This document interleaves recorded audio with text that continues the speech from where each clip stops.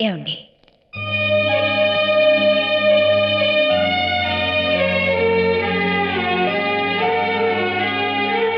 నా చెల్లెలు తొలిచూలు కాన్పుకి ఇంటికి తీసుకొచ్చి ఘనంగా వేడికి చేద్దాం అనుకున్నాను.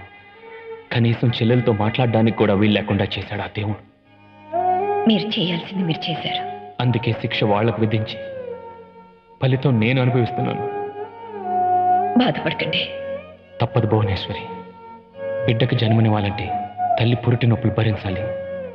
న్యాయాన్ని కాపాడాలంటే కష్టాలని కన్నీళ్ళని సహించాలి.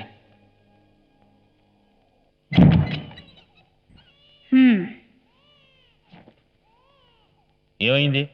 బిడ్డ పేగు మెళ్ళ వేసుకుని పుట్టాడు. పోతాడా? పోతాడా కాదురా, పంపిస్తాడు.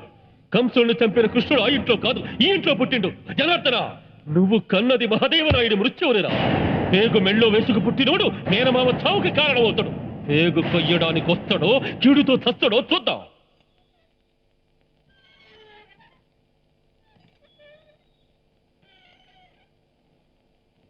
శాస్త్రాలు ఏం చెప్పినా తమ్ముడు మాత్రం ఆ గడప తొక్కడానికి వీల్లేదు భువనేశ్వరి.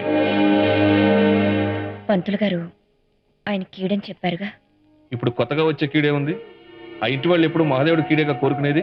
వెళ్ళకపోతే తన తీర్పుకు తనే మొదటి ముద్దాయినవుతానని భయపడి వెళ్ళలేదనుకుంటారు. వెళితే అవకాశం కోసం ఎదురు చూసేవాళ్ళు మహాదేవుని ప్రాణాలతో వదిలిపెడతారా?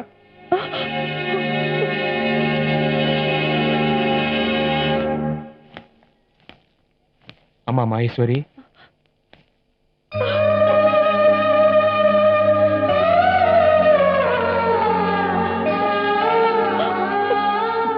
వెళ్ళిపోతున్నావేంటమ్మా? నువ్వు కనకాలం చల్లగా ఉండాలన్నయ్యా. నీ ఇంటికి వస్తే ఉండనని అనుమానమా? నేను ఏ జన్మలో ఏ పాపం చేశానో, ఏ జన్మలో నాకు ఈ శిక్ష విధించాడా దేవుడు. దేవుడు లాంటి నాన్నకు కీడు కలిగించే నష్ట జాతకుడికి తల్లిని చేశాడు.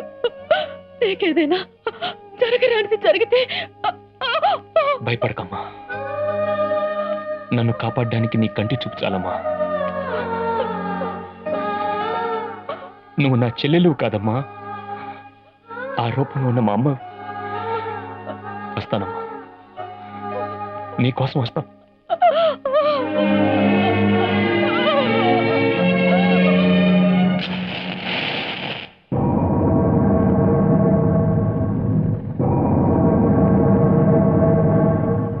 ఎన్నాళ్ళకి దీపం వెలిగించామన్నా? ఆడ దీపం ఆరబోతుందిరా, అందుకే ఈడ దీపం వెలిగించాం.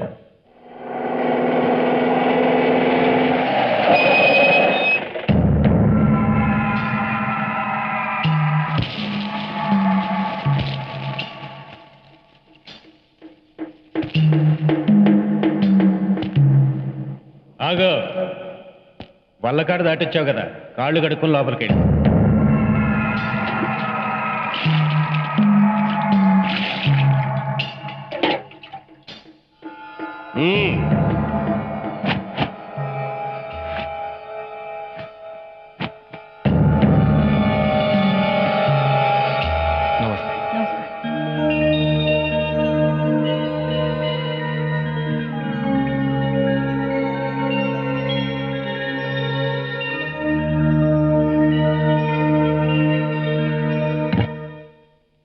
చందమామ లాంటి నీ మేనల్లుడి ముఖాన్ని నూనెలో చూడు మహదేవా.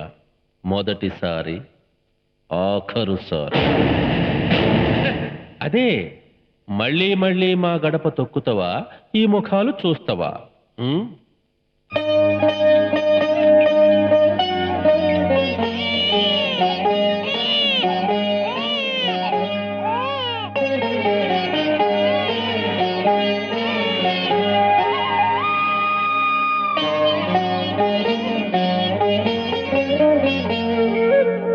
నీ కళ్ళల్లో ఈ ఆనందం చూడటానికి ఈ గడప తొక్కానమ్మా. వెళ్తాను. అన్నయ్య, పరగడుపుని వెళ్తున్నా. కాసిన మంచినీళ్ళైనా తాగి వెళ్ళన్నయ్యా. అదేమిటమ్మా, అన్నం తిని వెళ్ళన్నయ్యా అనకుండా మంచినీళ్లు తాగి వెళ్ళమంటున్నావు? మహదేవా, భోజనాల వేళ వచ్చిన అతిథిని అన్నం పెట్టకుండా పంపకూడదు. దా తిరులు కానీ నాకు టైం అయింది, వెళ్ళాలి. పంపిస్తావులే అయ్యా, తొందరగానే పంపిస్తాం.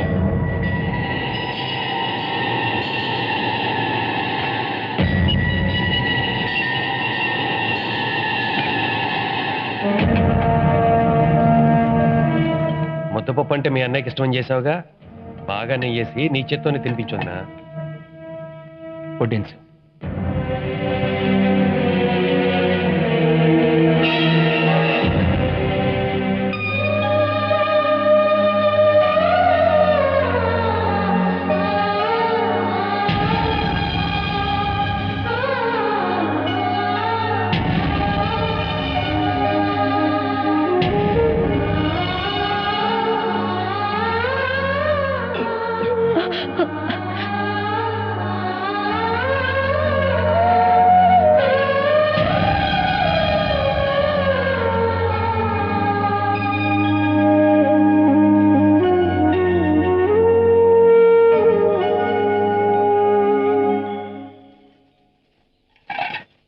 ఈ అంట్లు తోమలేక చేస్తున్నా. నీ అన్నిచ్చిన దిక్కుమాలను తీర్పు వల్లే మాకు ఎంగిలి పడాలు కడగాల్సిన కర్మ వచ్చిందమ్మా. ఇదేంటక్క, ఇంటికి వచ్చిన ఆయనతో పప్పన్నం తినిపించి ఇంట్లో అన్నదమ్ములందరూ పని కట్టుకుని ముద్దపప్పు వదిలేసారేంటి? ఇది కూడా నువ్వే తినవే. పప్పు తిని కుక్కేలా అయిపోతుందేంటి?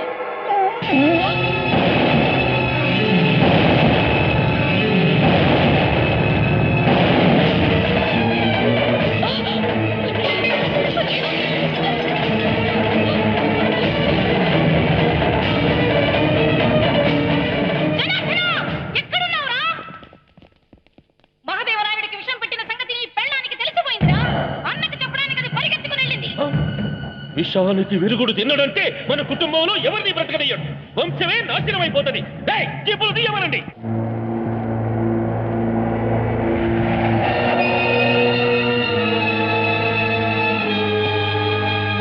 ఈ సమితి కిందన్న ఏ గ్రామస్తుడు నరసింహనాయుడు గారి గడప దొక్కకూడదు.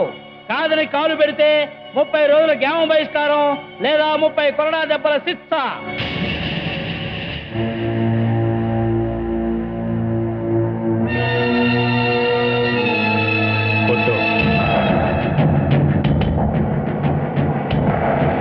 చెప్పులు కొట్టుకుని ఈ చేతులకి అధికారం ఇచ్చిన ధర్మాత్ముడివి, కొట్టలేనయ్యా.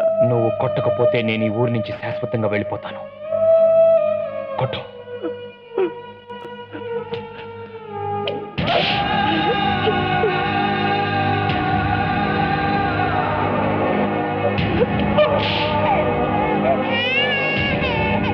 అన్నయ్య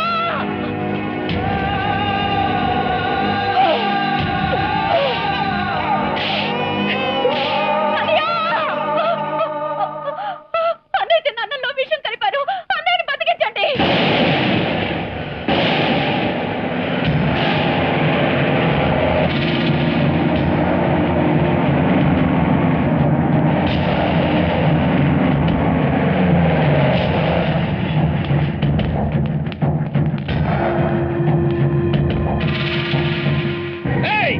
ఒక్కడిని కూడా వదలొద్దు, అందరినీ చంపేయండి.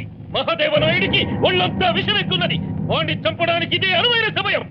వాడితో పాటుగా వాడి బిడ్డను కూడా నరికి మారేయండి.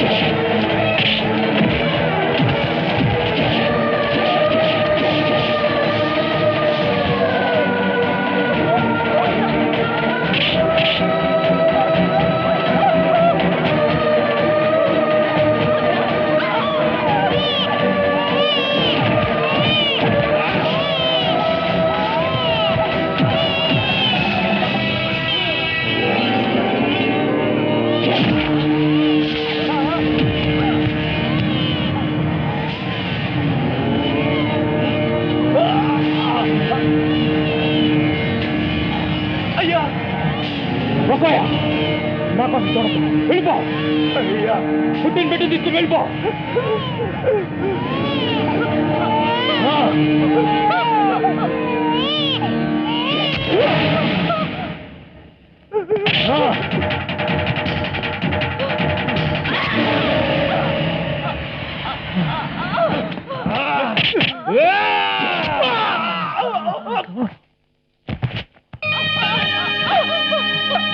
అన్నయ్య, నా బిడ్డని కీడు చేశాడు.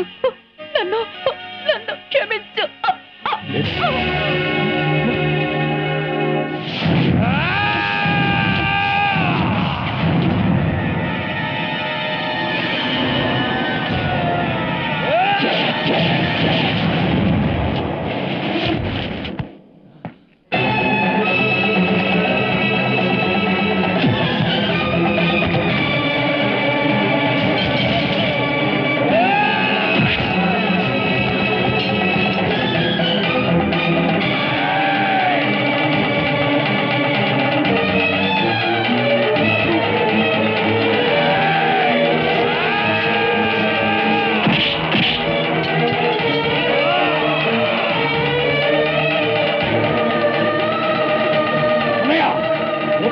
తీసుకుని ఊరు దాటి వెళ్ళిపో, వెళ్ళిపో.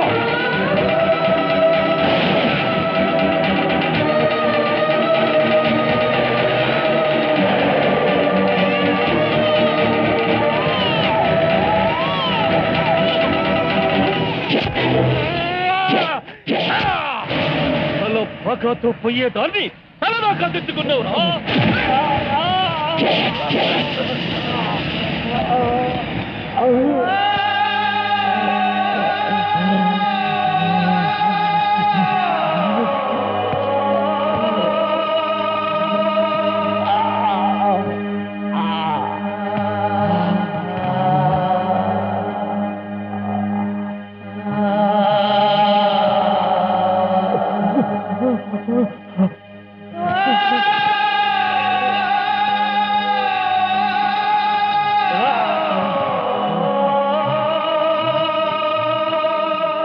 నా కొడుకు జాతకుడు కాబట్టి వెళ్ళిపోయాడు.